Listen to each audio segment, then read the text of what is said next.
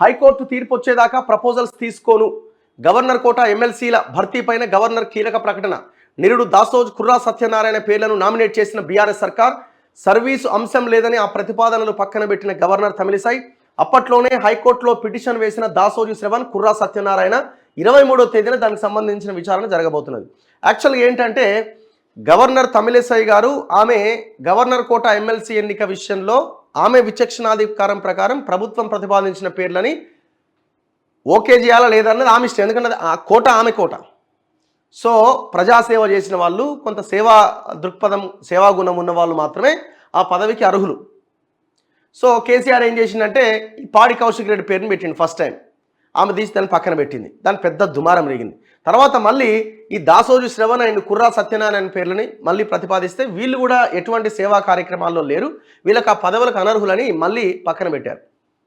Governor పక్కన పెట్టగానే వాళ్ళు హైకోర్టుకి వెళ్ళి పిటిషన్ వేశారు. ఇప్పుడు ప్రభుత్వం మారిన తర్వాత పాడి కౌశిక్ రెడ్డి కాదు, ఇప్పుడు గవర్నర్ కోటా విషయంలో కోదండరామ్ అండ్ ఇంకే ఒక మైనార్టీకి సంబంధించిన నాయకుడికి గవర్నర్ కోటా ఎమ్మెల్సీ పదవి ఇవ్వాలనేది ఈ ప్రభుత్వం నిర్ణయించింది. ఎందుకంటే అక్కడ 2 ఖాళీలు ఉన్నాయి కదా. కానీ ఆల్రెడీ వాళ్ళు శ్రవణ్ అండ్ సత్యనారాయణ వాళ్ళు హైకోర్టులో కేసు వేసి ఉన్నారు.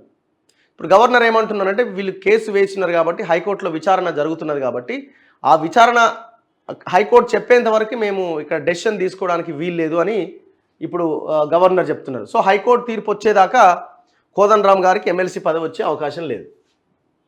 ఇప్పుడు అన్నిట్లో అదే వార్త మనకు ప్రధానంగా కనబడతా ఉన్నది. ఇగో గవర్నర్ కోటా ఎమ్మెల్సీల భర్తీ పైన పీఠముడి, హైకోర్టులో కేసులు తేలాకే నిర్ణయం. గవర్నర్ ఈ నెల 24వ తేదీన హైకోర్టులో మరోసారి విచారణ. 24, 23 తిరస్కరణ పైన కోర్టుకెళ్లిన దాసోజు సత్యనారాయణ. ప్రభుత్వం గవర్నర్ కార్యదర్శికి కోర్టు ఆదేశాలు. తుది తీర్పు వచ్చేదాకా నిర్ణయం ఉండదన్న గవర్నర్.